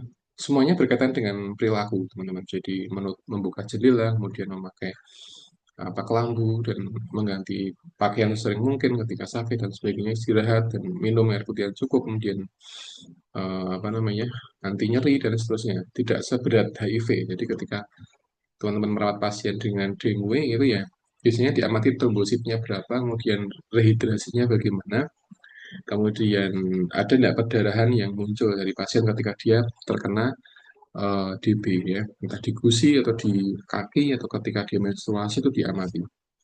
Biasanya akan sedikit lebih panjang ketika pasien dia terkena DB, tapi ketika trombositnya dia meningkat biasanya perdarahannya akan pelan-pelan akan menurun ya. Dan akan apa namanya cepat cepat kering biasanya ketika dia meningkat trombositnya gitu. Kemudian gula darah juga dipantau. Jadi ketika di rumah sakit ada pasien yang terkena DB, dipantau trombositnya, dipantau perdarahannya, dipantau makan minumnya, dipantau hidrasinya, kemudian dipantau gula darahnya, dipantau gitu. Karena gula darah tinggi itu juga akan mengganggu, akan menghambat ini apa namanya penyembuhan dari pasien DB. Kalau pasien dia luka di kaki, dia menurun trombositnya plus gula darah tinggi, maka ya akan menjadi lebih lama perawatan. Biasanya dia akan home care ya untuk wound care secara umum. Tapi untuk ketika trombositnya meningkat itu sudah boleh pulang, tapi nanti di rumah harus harus benar-benar recovery dengan nutrisi yang cukup ya. Kemudian nanti kalau ada luka ya harus dengan di wound care dengan rutin di rumah, keluarganya diajarin merawat luka gitu ya, dan dipastikan dia bisa kering untuk lukanya gitu. Cikungunya, jadi ini hampir sama dengan mosquito ya, dengan apa DB. Jadi secara gejala dia sama, cuman apa namanya nyamuknya ini ada yang Aedes aegypti, ada yang Aedes albopicus mosquito. Jadi ini penyebab cikungunya. Tapi secara gejala umumnya dia mirip-mirip dengan DB, cuman kalau cikungunya dia lebih dominan di persendian biasanya. Pegel, kemudian buat jalan sedikit sudah capek, buat gerak sedikit sudah capek gitu ya. Dan apa pasien ketika kena cikungunya dia ya hawannya pengen kan mas, nggak mau aktivitas, hanya duduk sama tiduran saja seperti itu di di tempat kira seperti dalam kena cikungunya. Ada yang lumpuh, tapi lumpuhnya bukan lumpuh lumpuh terusin enggak, tapi lumpuh yang ringan ya. Artinya buat gerak sedikit sudah sakit sehingga pasien tidak mau gerak sama sekali gitu ya. Tapi ketika sudah mulai recovery ya insya Allah akan kembali seperti apa sebelumnya ya. Dan apakah cikungunya dia bisa bikin lumpuh selamanya? Enggak ada. Selama ini enggak ada yang riset yang seperti itu. Intinya dia hanya mengurangi fungsi muskuloskeletalnya saja secara sementara. Kemudian ketika sudah sembuh ya dia akan kembali normal ya untuk aktivitas seperti biasa. Nah ini ada beberapa contoh visual dari cikungunya ketika sudah kronis seperti ini. Nah, ada beberapa gangguan di integumen ya teman-teman ya. Integumen dan ini semuanya adalah berkaitan dengan virus cikungunya. Treatmentnya adalah tidak ada pengobatan spesifik, artinya dia harus simptomatik biasanya ada istirahat, cairan, kemudian anti nyeri, anti panas gitu ya. Dan beberapa apa rekomendasi tidak boleh menggunakan obat-obat yang dia NSAID atau jenis aspirin dan sebagainya ya. Karena sampai dengan apa namanya uh, diatasi trombositnya ya gitu. Karena biasanya kalau obat-obatan itu dia bisa meningkatkan resiko perdarahan gitu ya. Jadi vitamin E itu juga dia punya efek yang tidak bagus bagi perdarahan. Beberapa orang dia terlalu sering konsumsi vitamin E tablet itu menjadi ini ketika bleeding itu menjadi lebih lebih lama karena vitamin E dia mengganggu proses pembekuan darah sehingga kalau kelebihan vitamin E malah tidak bagus. Tidak bagusnya ketika bleeding itu dia nanti akan lama ya, lama. Jadi akan panjang perdarahannya. Kemudian ini pencegahannya ya sama lingkungan, kebersihan lingkungan. Pokoknya kunci dari mengatasi nyamuk ada kebersihan lingkungan. Jadi sekalipun sudah di fogging 1 bulan atau sehari sekali, kalau masing-masing rumah tidak punya kesadaran, ya saya yakin akan susah untuk membasmi nyamuk ya. Karena fogging dia hanya sementara, kalau asapnya hilang, nyamuknya nanti tepuk tangan hure, kemudian dia bisa terbang kemana-mana. Itu ketika rumahnya tidak dibersihkan. Tapi ketika fogging, kemudian masing-masing rumah dia punya kesadaran untuk membersihkan, ya insya Allah akan bisa teratasi ya untuk penyakit yang dari nyamuk. Pencegahan ini juga sama dengan yang sebelumnya, perilaku cuci tangan, kemudian jangan menyentuh mulut atau apa namanya gigi gitu ya ketika memang sedang wabah gitu ya.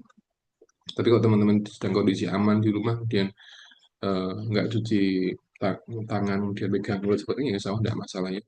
Jadi kita tidak harus selalu cuci tangan ketika akan megang hidung dan mata gitu ya, itu prinsipnya. Nah, gitu. Tapi ketika sedang wabah penyakit itu harus lebih hati-hati lagi. Gitu. Dan kalau kondisi aman, stabil seperti ini dan tidak ada penyakit-penyakit yang berbahaya itu ketika apa, megang hidung mungkin tidak sengaja megang belum cuci tangan ya mungkin masih tidak masalah ya masih tidak begitu apa namanya berat efeknya. Oke, ini terakhir ya teman-teman terakhir closing ya. Jadi di mana di Amerika itu ada satu penelitian yang menyampaikan kalau kita sedang BAB ini bisa dilihat di Instagram Insight Story ini sudah ada saya crop dan apa ketika BAB atau mungkin di kloset duduk kayak gitu selesai buang hajat jadi upayakan ketika akan menekan tombol flashingnya ditutup dulu ini tutup apa namanya covernya kenapa karena kalau nggak ditutup nanti dia bisa ini bisa ke atas untuk ini untuk apa bakterinya nah ini sudah pernah dicobakan teman-teman di YouTube sudah ada jadi ketika ada kloset duduk kemudian dia tidak di apa tidak diatasi gitu ya tidak ditutup dulu maka dia bakterinya dia bisa menyebar ke atas kayak gitu menyebar ke atas artinya eh, tekanan yang dari bawah ini dia akan membuat beberapa partikel-partikel lembut dia akan naik ke atas. Nah, ini yang akan membuat penularan, misalkan tipoid atau mungkin yang lain ya gitu ya. Makanya kalau sedang BAB atau pipis di tempat yang kloset duduk ya ditutup dulu baru ditekan. Jadi jangan sampai apa namanya kondisi terbuka seperti ini. Karena beberapa tipe kloset itu ada yang tekanannya tinggi sehingga ketika kita tekan itu dia akan cepat sekali ngalirnya dan itu akan membuat semakin ke atas untuk partikelnya ada beberapa yang kita tekan itu dia tidak begitu tinggi tekanannya itu yang mungkin masih kategori aman apalagi yang tidak ada tutupnya ini yang agak-agak rawan gitu ya nah solusinya gimana sebenarnya pakai masker ketika apa ketika bepergian kemudian ada kloset duduk seperti ini selesai buang hajat sebelum ditekan itu ditutup mulut pakai masker atau mungkin menggunakan apapun yang ada dan eh, baru ditekan dibuang itu yang lebih apa pencegahan gitu ya terakhir mungkin ini yang terakhir ya jadi ada satu kasus di mana ini ya, di Amerika ya kalau nggak salah ya. Jadi ada seorang yang dia kena kena apa namanya kena sinusitis ya peradangan di sinus ya di sekitar rongga hidung kayak gitu itu karena efek dari ini efek dari apa namanya sepele kentut kayak gitu. Jadi kentut yang mungkin luar biasa baunya itu bisa membuat inflamasi di bagian sinus ini karena itu 7 tahun dia kena sinusitis ya, gitu ya peradangan. Nah ini sebabnya diantaranya adalah mungkin dari efek kantor yang luar biasa baunya gitu ya. Makanya ini yang jadi apa uh, hal yang menarik yang kita pelajari artinya beberapa penyakit itu sebabnya dari hal-hal yang mungkin tidak kita sangka sebelumnya gitu ya. Ini 7 tahun ya 7 tahun sinusitis dan apakah benar dari kentut itu masih menjadi satu pertanyaan. Apakah memang si pasien ini dia memang sudah infeksi dulu kemudian kentutnya dia menjadi apa pemicu yang lebih berat itu bisa seperti itu. Jadi atau mungkin kebersihannya kurang di area ya, apa di area hidung, kemudian apa kena kentut, kemudian masuk ke dalam sinus juga bisa seperti itu. Jadi banyak banyak apa namanya banyak kemungkinan kayak gitu ya. Tapi yang menjadi apa PR adalah eh, peradangannya. Kenapa bisa sampai 7 tahun kayak gitu ya? 7 tahun peradangan di sinusitis. Ini yang menjadi apa permasalahan makanya harus dilihat dulu nih apa namanya infeksi atau mungkin apapun sehingga itu bisa diatasi dengan beberapa medikasi yang sesuai dengan keluhan pasiennya gitu ya. Oke, ini terakhir kayaknya slide terakhir. Baik, sebelum saya tutup mungkin ada pertanyaan yang ingin disampaikan teman-teman semua berkaitan dengan apa namanya penyakit endemi tadi kita sudah belajar beberapa penyakit ya. Oke, ada pertanyaan mungkin silakan.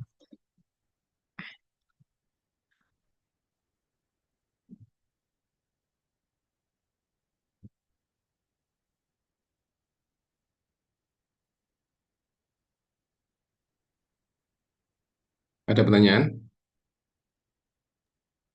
Pak, mau tanya Pak, Gimana Mbak? tadi kan yang bahas soal sinus-sinus itu. Nah, Mm-mm, mm-mm, mm-mm. kalau apa namanya sinus itu tuh aslinya dia bisa kayak keturunan gitu nggak sih Pak? Kalau kan ada orang tuh yang ibunya itu tuh dia itu Mm-mm, punya sinus. Nah, terus mm-mm, ke anaknya itu juga sama. mm-mm.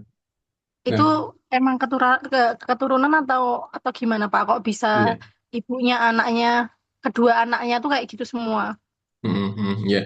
Jadi kalau kita ngomongin sinus itu kan organ ya, jadi organ yang ada di wajah kita yang dia memang ada rongga. Jadi wajah kita tuh memang tidak sepenuhnya dia tengkorak yang padat itu enggak, tapi ada beberapa rongga yang itu ada di wajah kita. Nah, rongga itu nama dari sinus. Kenapa ada rongga? Karena untuk di antara fungsinya untuk mengurangi pressure yang ada di bagian apa namanya bagian bagian kepala kita, mengurangi pressure. Karena kalau tengkorak kita tuh dia padat semua itu akan meningkatkan pressure.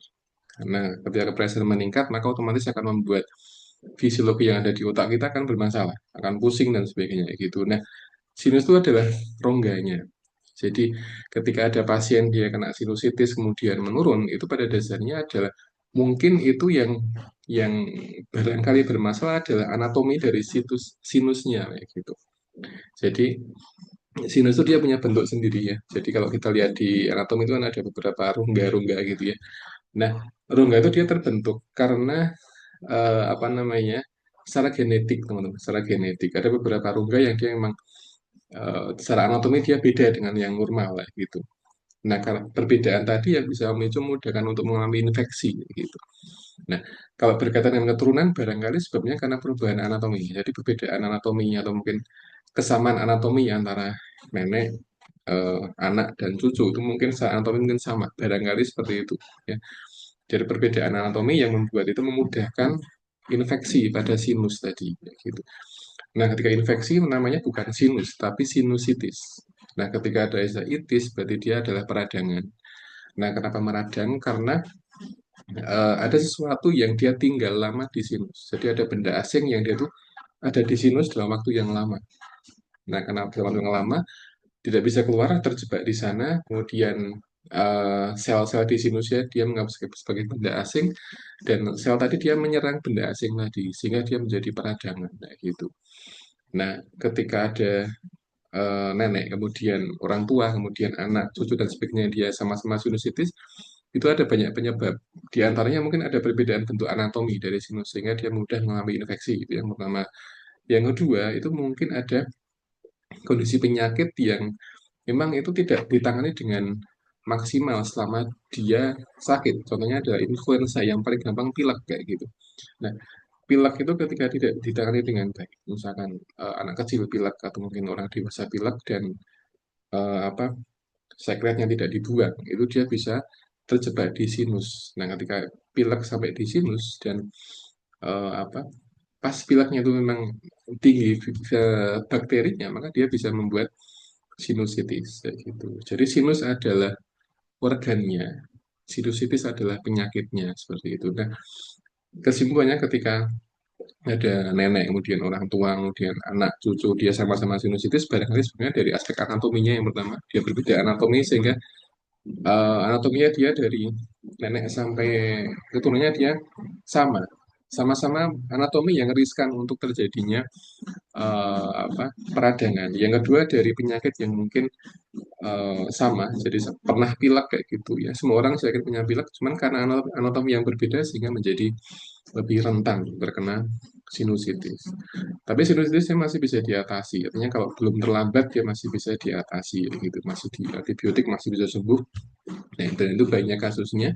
Tapi ketika terlambat itu bisa merusak rongga sinusnya, dia bisa ambrol, ambrolnya dia pecah. Jadi rongga sinus yang dia harusnya dia ada celah, tapi karena peradangan waktu lama dia bisa merusak eh, tulang sinusnya, sehingga dia bisa bisa apa eh, apa ya tadi ambrol tadi. Ketika ambrol ya dia akan kemana-mana dan menjadi inflamasi di wajah dan peradangan komplikasi yang cukup panjang. Tapi secara umum ketika ada jalur keturunan yang seperti itu ya akan mungkin anatomi ini yang sama ya. Jadi antara yang normal sama yang tidak itu dia beda anatominya. Mungkin yang keturunan barangkali secara anatomi dia barangkali berbeda dengan yang normal tadi, sehingga dia lebih rentan untuk terkena infeksi. Yang kedua mungkin dari penyakit dan mungkin lifestyle yang sama-sama mirip-mirip sehingga menjadi mudah terkena sinusitis itu. Itu mungkin Mbak jawaban dari saya, kurang lebih. Baik, terima kasih ya Pak. Ya, ya, baik. Ada lagi pertanyaan mungkin terakhir teman-teman? Sudah setengah 10. Masih ada pertanyaan? Sepertinya cukup Silakan. Pak. Sepertinya Gimana? sudah. Sudah ya, Sepertinya baik. sudah. Ya. Oke, oke. Baik, kalau nggak ada pertanyaan, saya kira cukup teman-teman untuk kuliah hari ini dan semoga apa yang kita pelajari ada manfaatnya. Hari ini kita sudah belajar HIV, ITP, kemudian apa penyakit infeksi ya, ada COVID-19, ada SARS, kemudian tadi ada apa namanya filariasis dan dengue itu menjadi penyakit yang banyak ditemukan di beberapa tempat di sekitar kita dan semoga kita semuanya dijaga kesehatannya dan saya kira cukup untuk kuliah hari ini. Terima kasih dan saya ini Assalamualaikum warahmatullahi wabarakatuh. Waalaikumsalam warahmatullahi wabarakatuh. Terima kasih ya Pak. Oke, Waalaikumsalam oke, warahmatullahi Terima kasih wabarakatuh. Terima Pak. oke, kasih, saya Pak. izin close Waalaikumsalam warahmatullahi sebentar. wabarakatuh. Oke, Makasih, Pak. oke.